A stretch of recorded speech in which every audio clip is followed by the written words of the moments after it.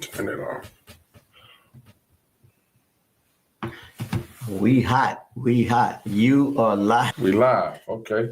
Hey, good afternoon, boys and girls, ladies and gentlemen. This is the Church and Ain't Easy broadcast. You know, that's what we talk about. Church and ain't easy because it really ain't easy. Sometimes it's even sleazy. Yeah. Now, one thing I know, I'm 50 and above, you are supposed to know about the church. Oh, yeah, I know. Last week we talked about the church's money. Mm-hmm. You know, everybody wants Move heaven, money move earth. You know that. I know that's right.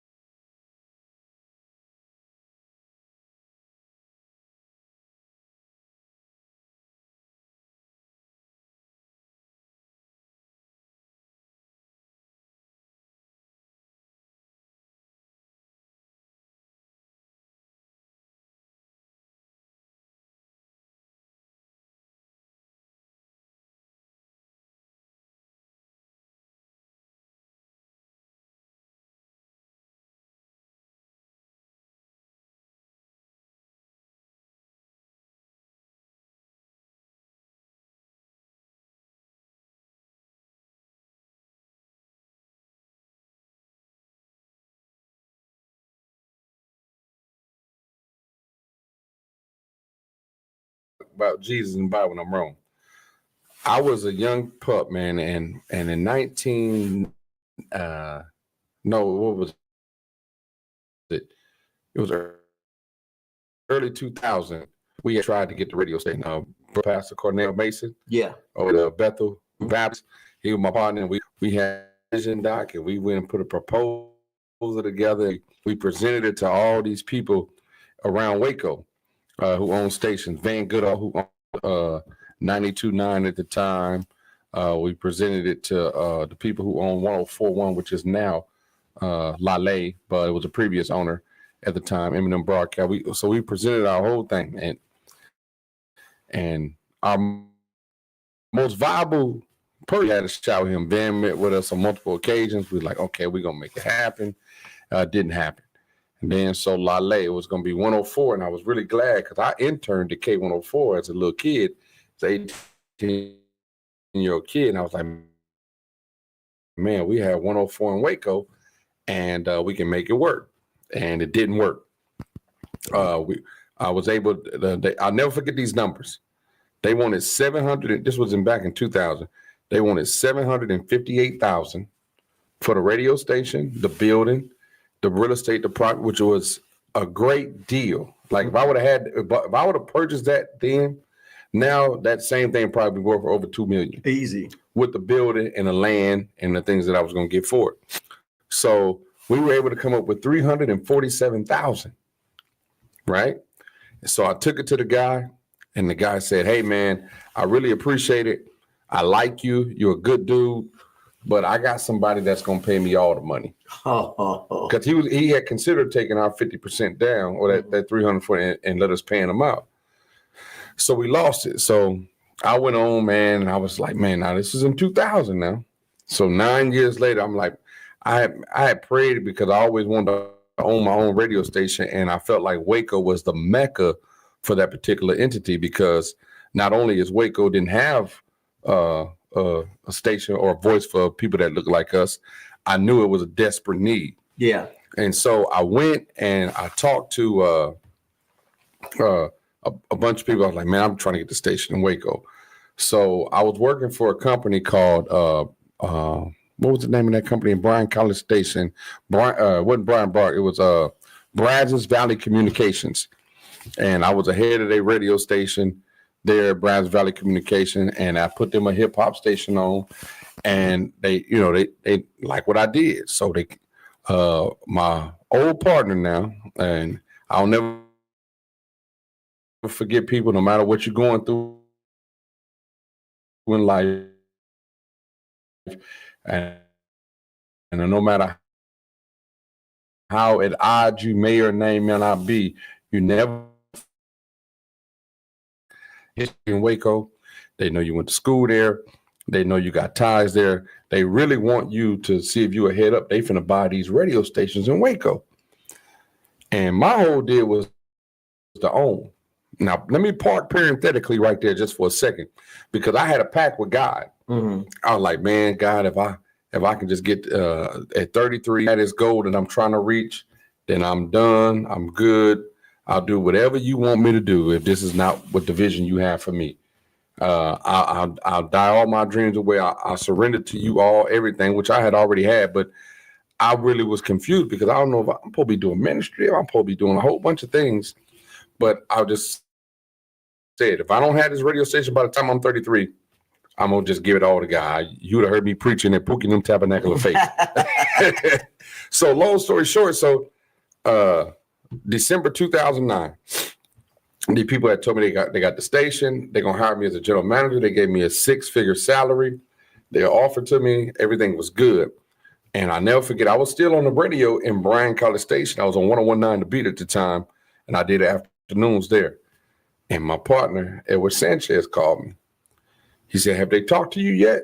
I said, oh, yeah, they talked to me, man. They gave me my salary. We about to be good. He said, no, have they talked to you since then? I said, well, no, what's up?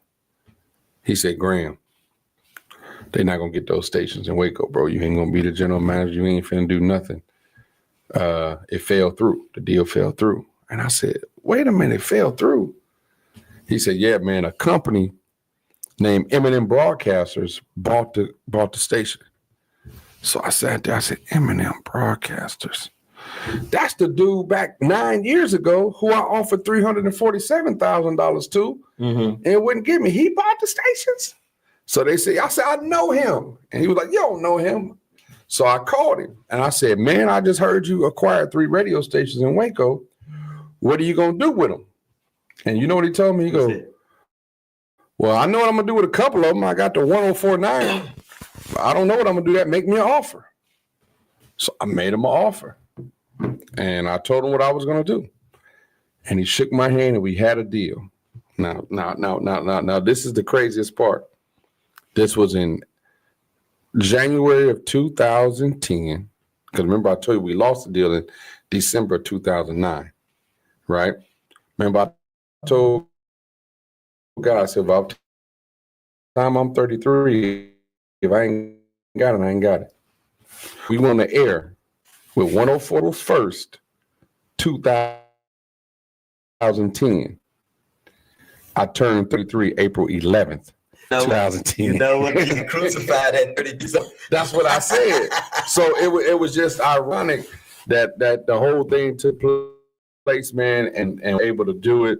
And I think we made significant headways.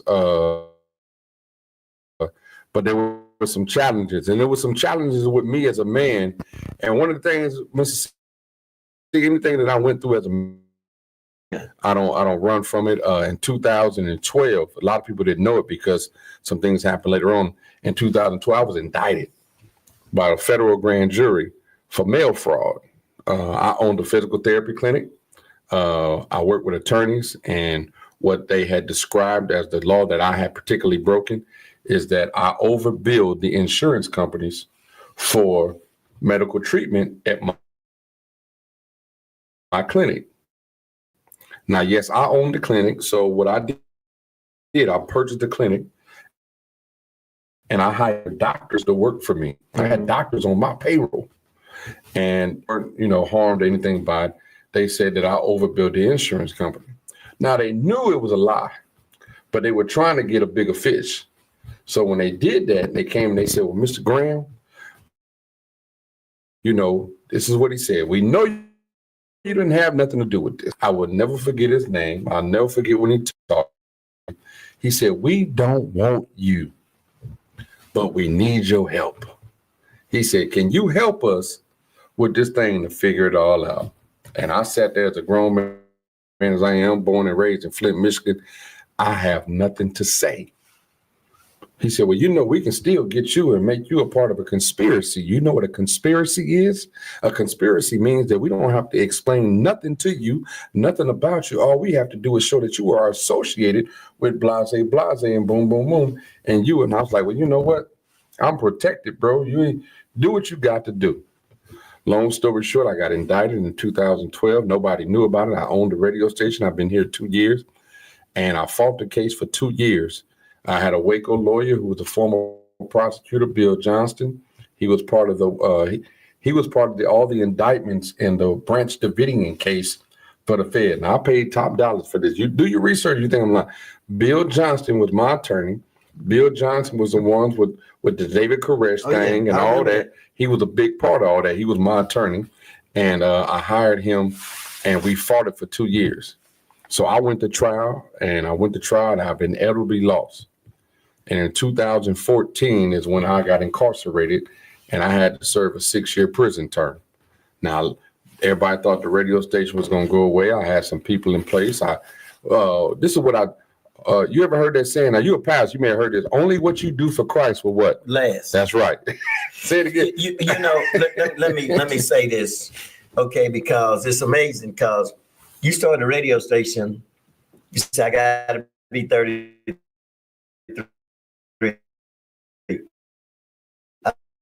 I started the church at 33. Yeah. I say, man, I'm 33. I started that crack house. I got the crack houses.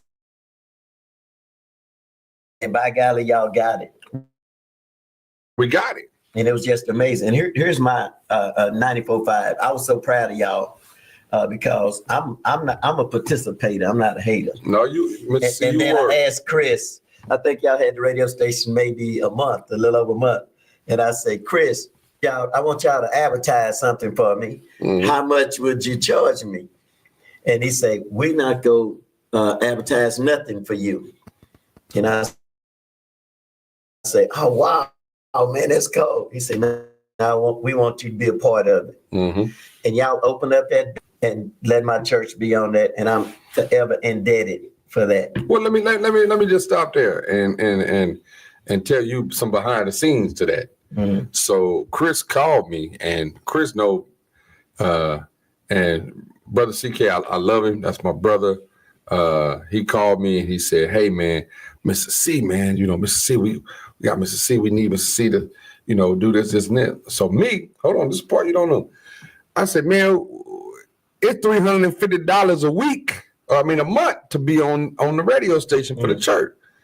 And he's like, nah. I said, man, this is what I said. Now I'm here. I said, any church, I said, this was my favorite line, CK, when it came to the ministries on Sunday. Faith move heaven, money move earth. If he want to be on the radio, he going to have to pay just like everybody else. CK came to me, no. Well, you know what? I'm going to stand up. I'm going to fight on this one, this, and that. But Mr. C, I'm going to tell you, this is what you don't know. Like I told you, it was a whole behind the scenes. You paid for your broadcast for 6 months. I'll never forget. It was $350 a month.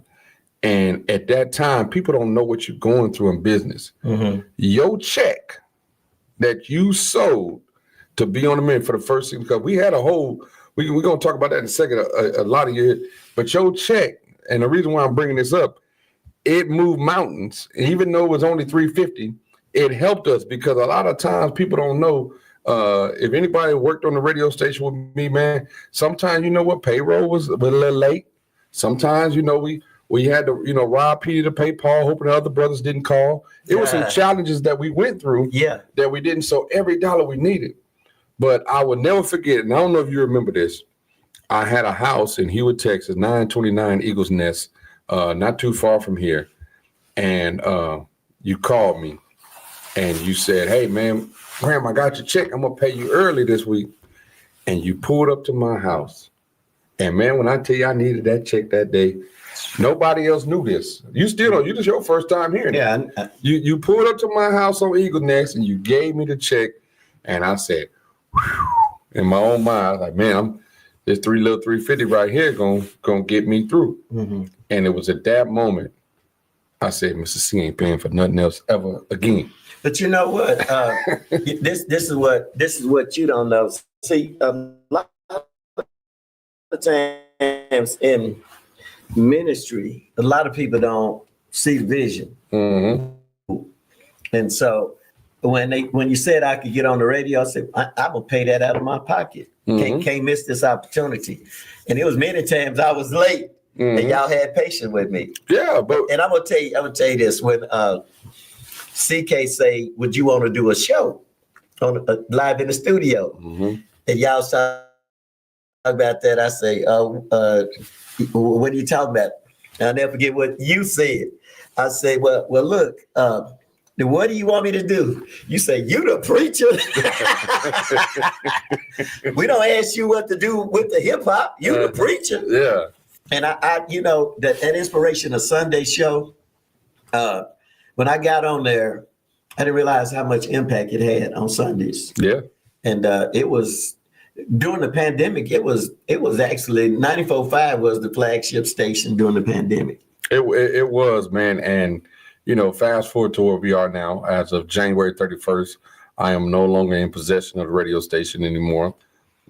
Torres Media took it over. And as you can tell, as you know, they're doing Spanish broadcasting. And I bet you like, well, they already got a couple other Spanish stations. Why we can't have nothing? Well, to be honest, and one thing I'm not Frank or Charlie. I tell it like it is. You know, faith move heaven, money move earth. Yeah. And we did not get the support after a while from the local businesses and from the Black community that we needed to have. And no indictment against them. Mm-hmm. You know, that's just what it was. Maybe some people felt like maybe it wasn't me that should be leading the thing no more. I don't know what it was. I mean, whatever have you, that's what happened. And it was a monetary decision. And when it came down, what I liked about it, Mr. C, when, you know, like you get forced out or you get kicked out, it was my decision. And that's what felt so good about it. At the end of the day, it was my decision. This is where we are. Do you want to keep going or do you want to stop? You know, having been in business, my degree is in electronics. That's how I ended up in Waco. I was electronic technician for Houston Light and Power. I wanted to work for myself, and I didn't want to do electrical work. And so my mother would say, you cut each other hair. So I never would have thought I'd have been a barber, and I love doing it. It was like going to a social club. You know, right. You high side nowadays making money. And after 25 years, a lot of people, they don't see what goes on, the expenses behind. They see the cars on the parking lot. They don't see the light bill, the water bill, the insurance, the note. When the AC go out they don't see stuff they don't see repairs. And at some point, most individual self-proprietors, you know what? I think I want to do something different. When I left my barbershop, it was like, man, I can't believe you did it. Well, I did it. And I'm going to tell you what I did. My wife says, you sure you're going to want to do that? You don't have no. I said, let me tell you something, baby. I don't miss the light bill, the water bill. I don't miss any of that. Everything we do is a part of our journey, and it has an expiration date. I was just about to say that everything has an expiration date. Anybody watching this or listening to this, you yourself have an expiration date. You don't know when it is. You don't know how it's going to come. But I'll never forget back in the day, I told you I worked in Bryan College Station. I had a barbershop that I frequented there, man. And it was called Absolute Images. You know, my man Carl, he was over there. And we had one of the dudes that frequent the barbershop all the time, man. And unfortunately, he died in a car wreck. And it was so crazy because he was a fixture. He was a pillar in a particular bar in our barbershop. So to come in there and not be able to see him or hear him, it was foreign. So it was kind of somber in there one day. And Carl was cutting my hair. And I said, man, Carl, I can't believe you're gone, bro. And Carl said, hey, man, he got his guarantee. And I said, what? And I was about to start looking down on Carl because I'm like, why would you say something like that, man? What you mean you got it? And they called me Squeak G back then. You know, this was back. He said, Squeak, The only guarantee you got in life after you born is that you're gonna die at some point. Yeah, that's your guarantee. You guaranteed to go after that.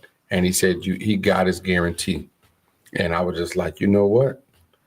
That's right. Let me tell you something that you didn't know about me.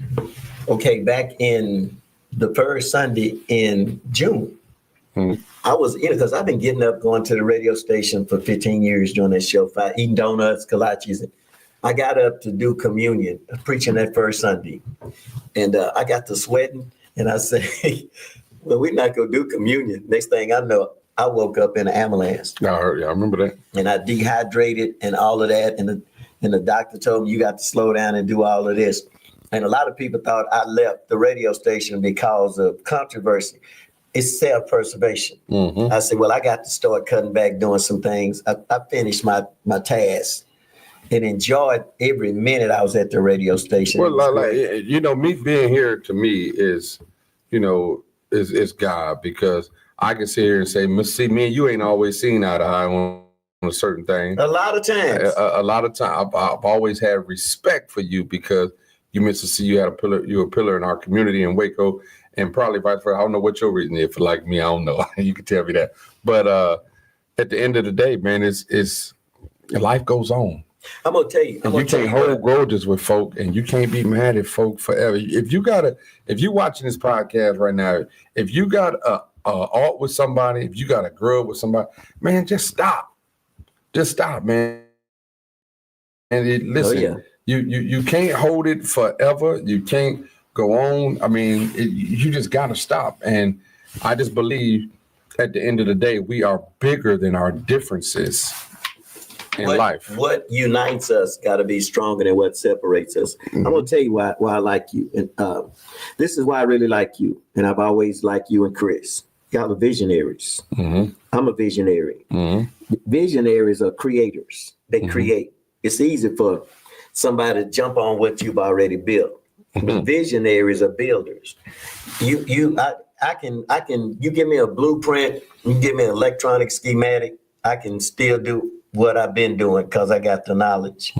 Now, I've always liked you because of your creativity, and I don't care, you're gonna make it work somehow. I'm gonna pull it off. You're gonna make it work. And that's kind of like the way I've had to be, because I didn't have no money starting no church. And I had to just get out there and grind and hustle, sell wraparounds, do everything that we could. But I learned a lesson. I took the stairs. And I appreciate what I learned on the way. So now I know how to do things, and as a visionary, you got other things that you're doing. You squeak, you always gonna be known for radio. Yeah. That's you. I'm gonna always be known for church. That's right. But I mean, like the podcast and stuff, I say, let me do something different. Yeah. Let me dab off into something, because when the parking meter of light hit time expired, you may have a beer in your hand or a Bible in your hand. That's all you get. And this is what I love Waco, Texas. I do. I know I'm broadcast over the internet and it's to a lot of people, but as an 18-year-old boy, I came to Waco, Texas. Started my collegiate career off at TSTC, went on to Baylor, and became who I became. But one of the things is that I really like, I look at Waco and he's like, why you like it down, bro? It reminds you of Flint. And it does. Waco, now Flint's a little bit bigger city, at the time, maybe not now, but at the time, and Waco did remind me of my hometown. And I always tell anybody who knows me, Waco is my second home, because listen, if I ever fall on my face, this is where I know I can come. And I got a place to stay. Shout out to DJ Batman. Man, at 18 years old, that man gave me a key to his house, and I still got a key to his house. Wait. There's a lot of there's a lot of people raised you. Chase and Touchdown raised you. Chase, Arthur Williams. Arthur Williams, you can't forget him. That's my stubborn brother, and we fight like you would not believe. But that's my brother. You're right. But I'm talking about farther than Waco because Art ain't in Waco no more. Yeah. But I know if I need something to eat, I can go over there to the area and if I say, Bo, I need something to eat, Bo gonna feed me. Oh yeah. You know, if I need some insurance or my taxes done, I know Chase gonna take care of me. Well, you know, down throughout the years, a lot of people play a different role in your life, and sometimes it don't always end on a good note. But at the end of the day, I don't believe in fighting folk. Mm-hmm. If I'm gonna fight you, the arguments me and you had down throughout the years, we were either on the phone talking to each other, or we was in any, because you said something that pissed me off, and I said some things that pissed you off. Can pastors say pissed? Well, I didn't know that. They drink and get women pregnant to think they wives, I guess, if that's all. They go to Diddy parties. Yeah. It ain't easy, boy. But at the end of the day, I'm tell you my issues that I had. I'm from South Oak Cliff. I had to fight to keep my tennis shoes, that kind of stuff. Hey man, I like that hat. Let me see that hat. Next thing you know, this game's gone. If you let them. And so I was always, if you do something to me, I'll stay up all night trying to figure out how I'm gonna get you back. I was just a fighter. That was before you got saved and sanctified. It's been since I've been saved and sanctified, and since I've been pastoring. And so every once in a while, those demons or those dragons, they be dormant, but somebody can trigger some of that. And so it was some pastors that was triggering some things in Waco. They say he's trying to do all of this because I'm on the radio, because I'm doing all of this and I'm feeding the people. And I got so mad, I wanted to confront them. I wanted to go up there and confront them in a different way and use some of your verbiage. Right. And then this is what God told me. He say, I'm never going to bless you fighting. He say that I'm going to be judged by how I treat you. I'm not going to be judged by how you treat me. Change my life. And so people do things to me. I don't have no grudge. I'm not going to be judged by that. I ain't got to answer to God. If you do something to me, I ain't got to answer God for that. I got to answer God to how I respond. Right. And a lot of times people don't understand the importance of emotional intelligence. Because we were talking about this, me and you, before we kept losing the feed. It's like Kendrick Lamar. I was enjoying the game and I was waiting to see. I saw the pageantry and all of that. I wasn't reading nothing into that. And then next thing I know, people started doing. I'll say, so why would you run down another brother on that platform? He did. Why would you do that? Well, that's I'm first of all, let me just put this disclosure out there. I'm not a Kendrick Lamar fan personally. After swimming pools and Don't Kill My Vibe, he lost me. But one of the things how they're like, oh, well, he had the joystick like a PlayStation, and it's a PlayStation is owned by Sony, and that's Drake's label. He had his exes out there, Drake's exes. He made a point. He made American flag built out of black men because America was built on the backs of black men. And, they go through all these, these symbolic features, about the show. Well, that ain't what I wanted to see at the time. That's just like you, Pastor. If you go to Prime 135, the restaurant here in Hewitt, the nice restaurant, and we in there, and the soft music playing, and we eating, and you get up and preach. I'm out of place. Hold on. But you preached a good word, and the message was good, and the president was there. You said, oh, he stood up for us. Well, that's good and fine, but that ain't what I wanted to hear at that time. You see what I'm saying? Yeah. I can't eat a steak and do this. And sometimes, did it really move the needle? Because it did, because all it got everybody doing is talking and going back and forth on Facebook. Yeah, because Trump gonna steal what he gonna do, and ain't nobody stopping what he's doing. I never heard of Kendrick Lamar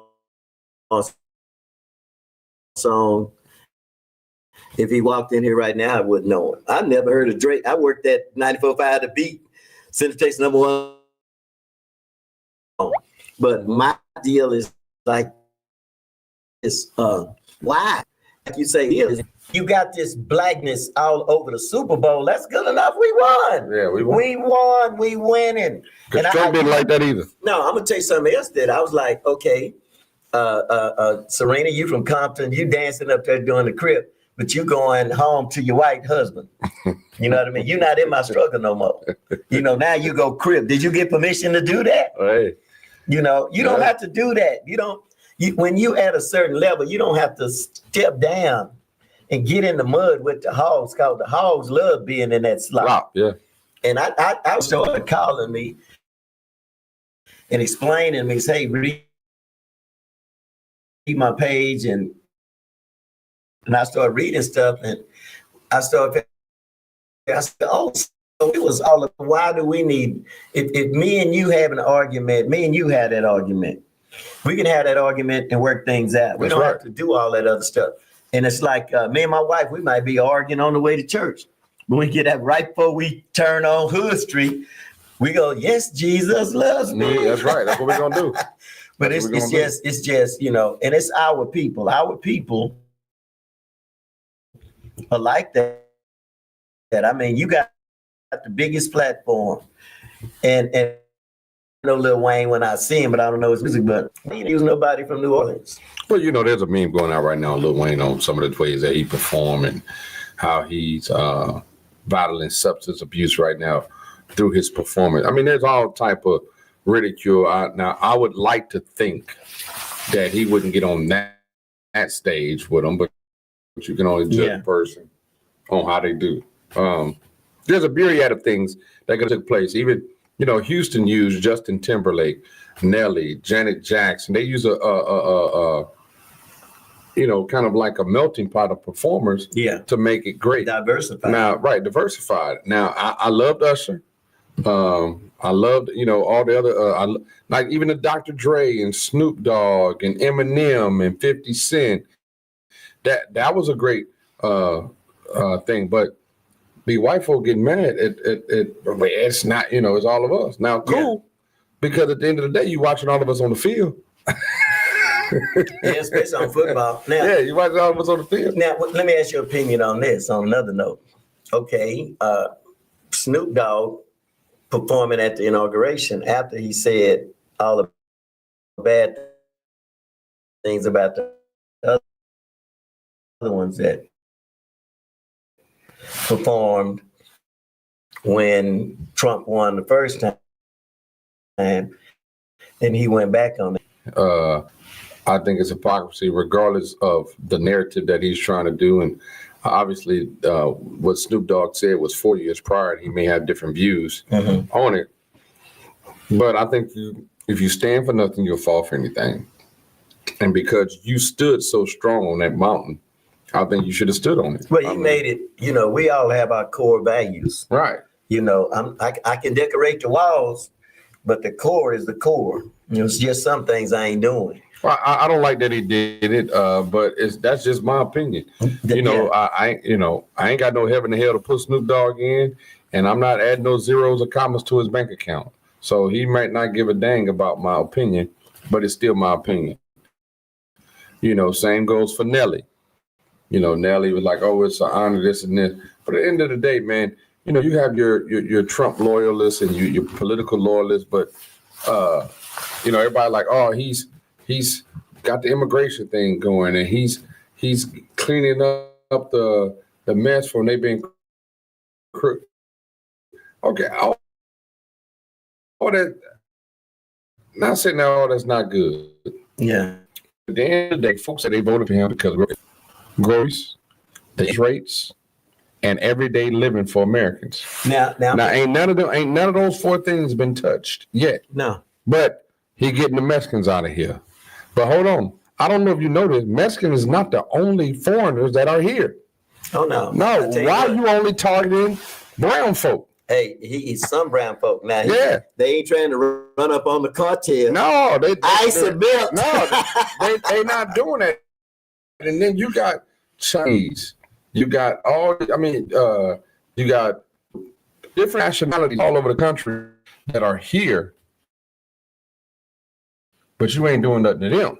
But let me say this, and you might look at my blackness a little different after I say this. Number one, my family was first freed slaves in Plano, Texas. Mm-hmm. Got a part and all of that. It's in their history. You can Google it. And we've been black all this time. But you go to our family reunion, we got LGBTQ, XYZ. We got our races represented, Mm-hmm. We got the police and the drug dealers. We got a real plethora of folks. Mm-hmm. Yeah. I wish that to a point where I ain't got to vote for you because you black. I mean, I've been voting for people because they black, because I necessarily agree with the platform. But based upon, I'm in agreement with what they're doing, not just vote for you because you're black. And that's what I do all the time. And I feel bad about it because, I almost got outlawed from the gym. I voted for Ronald Reagan. Well, yeah, don't. And they asked me, why did you do that? I say, because Ronald Reagan then fought the Public Utility Commission, and I was working for Houston Light and Power. So we were making money. And they were matching that. So it was your interest. Yeah. So it matched your interest. And to be honest, if you really look deep down, a lot of political interests, a Republican interest, line up with our interests if you are a mover and a shaker. Yeah. If you're doing something progressive, there's going to be a few Republican interests that line up with yours if you're being progressive. But because we want to stand for our people and with our people, we will say, you know what, I'll defer that because my people is more important, which I applaud that. But I had my pastor in Houston. Shout out to Pastor Terrence H. Johnson, Higher Dimension Church, Houston, Texas. And he was like, we can't always support, black business. He said this. He said, I'd rather support black business, but I need the black business to be good business. I'm a consumer. Yeah. I need the black business for my dollar to be good business. And if the black business is good business, then I definitely want to support it. But we can't just open up something, because we black and, it's black owned. But hell, they not doing nothing. The food nasty, hell. Just because you black and the food nasty, I'm not going over there. I'm hungry. Hey, all I got to do is see one roach. I ain't going over there. Yeah. Most of us, we just need to hear about it. but that's one thing I tell my wife. I say now, I voted for Kamala Harris because she's black. Mm-hmm. I didn't see a platform. My nephew, he turned around. He said, Uncle C, I voted for her because we vote Democrat. But I watched her deal. She spoke 15 minutes, and then she had Cardi B shaking and twerking and Megan Thee Stallion. And he said, so she took advantage by blackness. And all them stadium full of people, they there for the concert. Mm-hmm. Now, hey, Kirk Franklin coming to my church Sunday. If I announce Kirk Franklin coming to my church Sunday, it's going to be, I'm going to have to get city police to usher. Mm-hmm. But they coming to Kirk Franklin. They ain't coming to me. Ain't nobody coming to see you, Otis. But wait a minute now, you said that. There's some folk actually come here. No, I'm just saying, if you had Kirk Franklin, that's what I'm saying.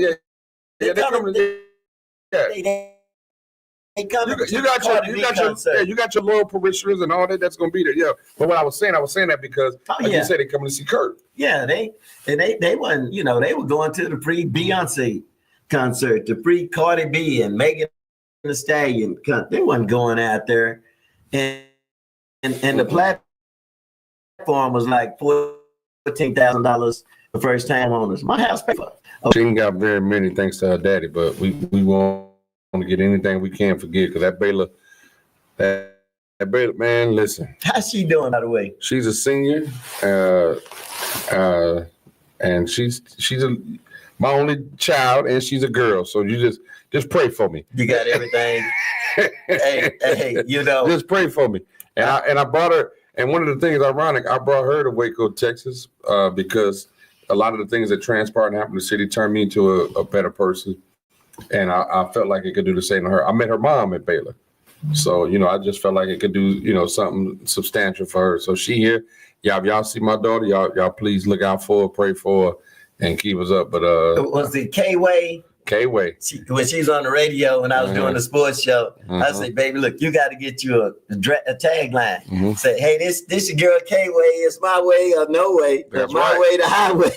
And she said, let me write this down. And she tried to tell her dad that all the time. And she gonna get in. She gonna get what she wants. Yeah. Now I got my 13-year-old granddaughter is living in the house with me.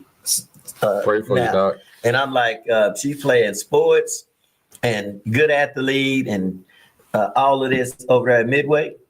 But I'm gonna tell you, it was like a slap in the face because they had their first dance, 7th grade dance last Friday. And she came out the house in her little black dress that she bought in her little tennis shoes.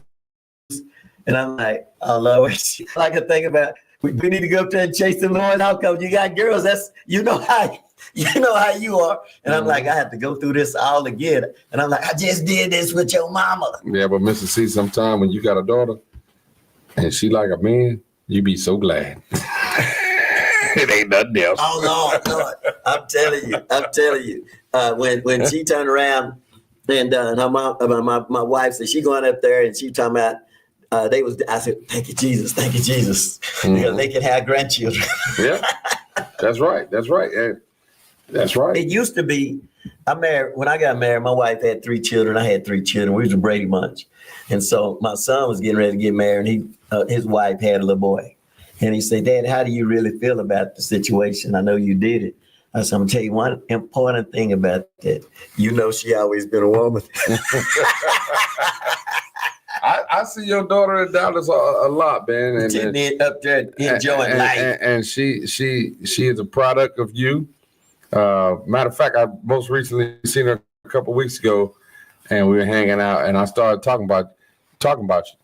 But now I didn't talk. Now this is what she said. Now don't you. Before I could say anything, no, don't you talk about my daddy. And I said, well, I ain't even saying nothing. Her mama can't even say that. Yeah, she said, don't you talk about my. But I was like, I'm not finna say. Don't talk at me. See, no. She said, you know what? He got a good heart. Now he got a mouth, but he got a good heart. Just wait till I get up. Put these hands on her. That's what she said. Put these hands on her. But here's that girl right there. When we got married, she was a 3rd grade, something like that. I got a picture of her sitting on my lap. So I raised her. I raised her the Stimson way. And the deal is that she's a grown woman. And when she get out of line, I can fuss at her and she won't hang the phone up. If I say, I'm going to tell you something, blah, blah, blah, blah, blah. She have never her whole life disrespected me. No, she never have. She makes it known too, and you can tell she's part of that whole thing. But let something happen to me. She's on her way. I'm blessed to have my son here, Darrell. Yeah. Because Darrell ain't never gonna get too far from me. I wore this hat. I ain't know I'll be seeing Lee Miles on your show. I ain't know he's gonna be in one of these corners or somewhere. So Lee don't have nothing to do with church. Yeah. Okay. This churching ain't easy. They do that show on Tuesdays. Okay. Wait, I'm a day early. I might leave his hat just in case he can find it. But man, I definitely do appreciate you taking time out.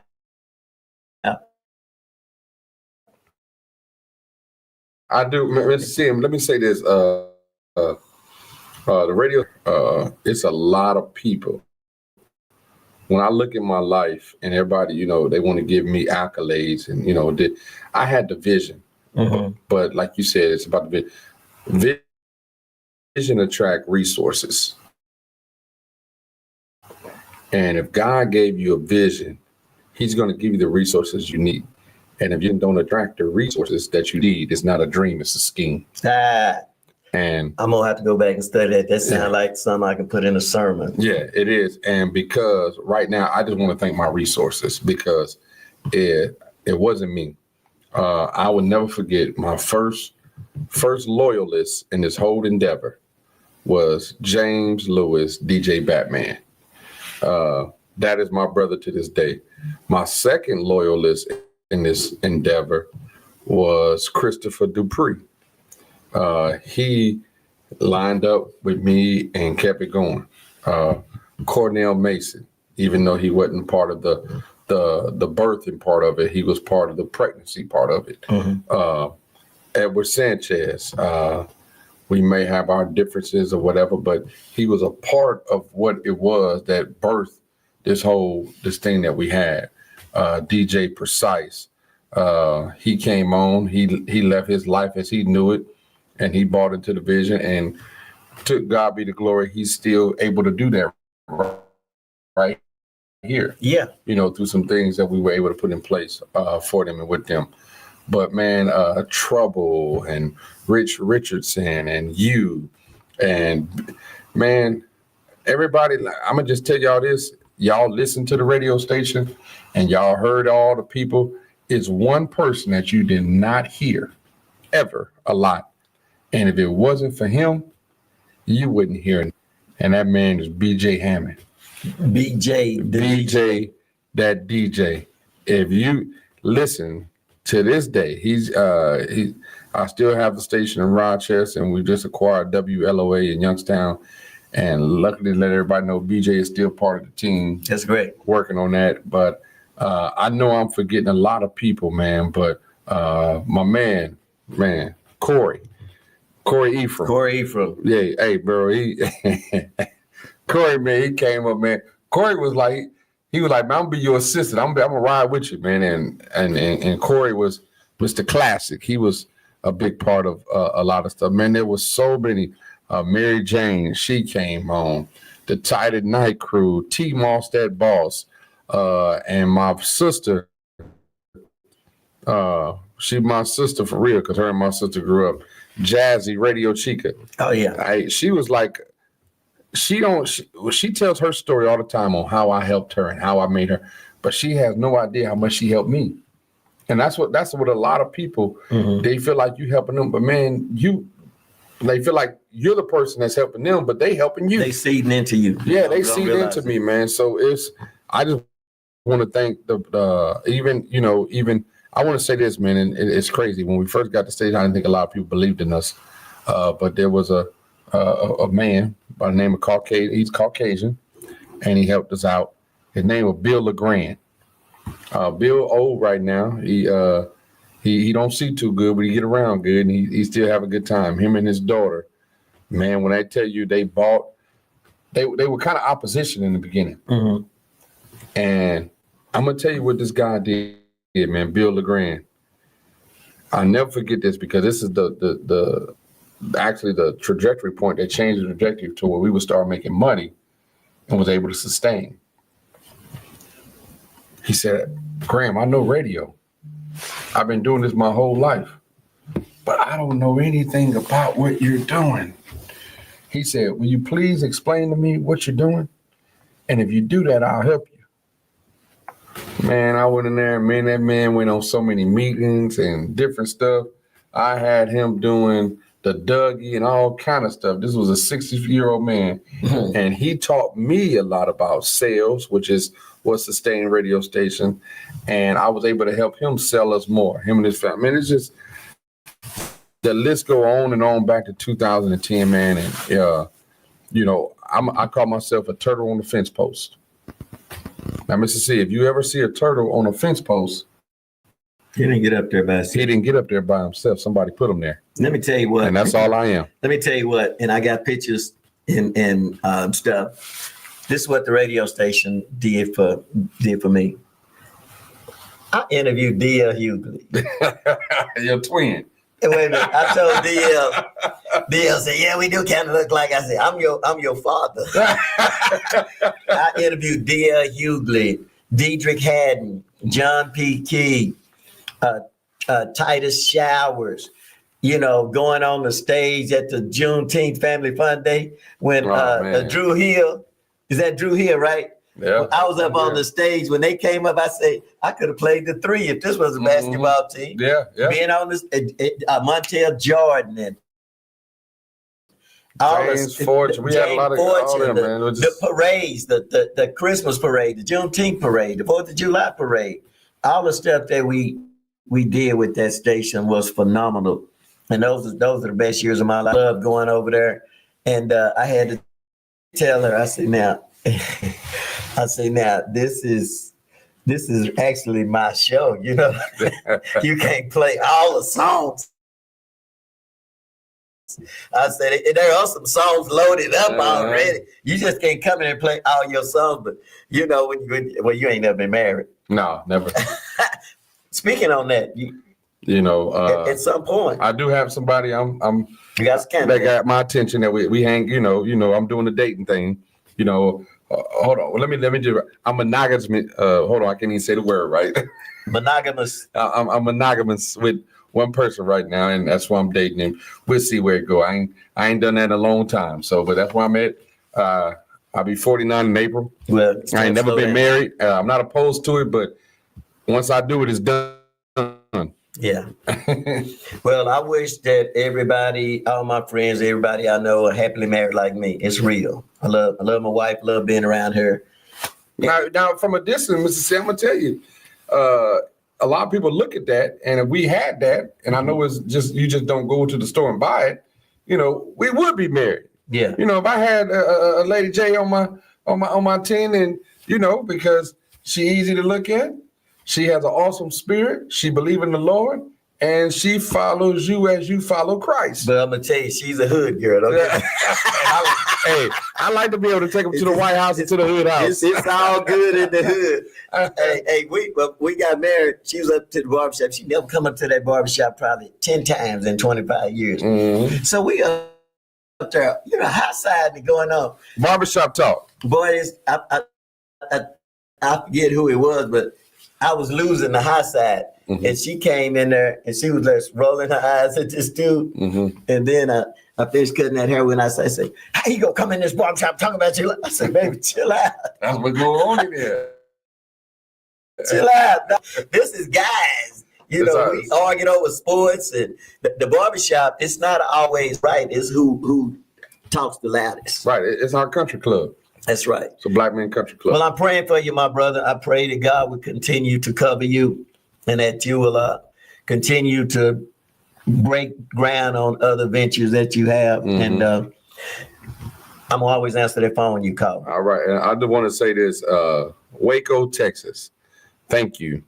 I may not be around a lot. I'm not far away, but thank you, because this city was a big, huge part in my developmental years, becoming from a boy to a man and being able to do the things that I'm able to do.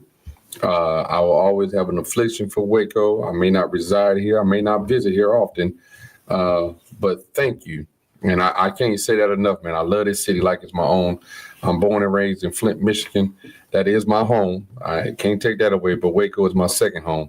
And I just want to appreciate each and everybody I encountered. You know, y'all have been very monumental in my walk of life. I heard that, and you can go to the dollar store. They're giving away them cowboy caps. So well, I believe this one for Lee Miles. Hey, on behalf of Waco and the surrounding areas, for the job that you did for 94.5, this is for you.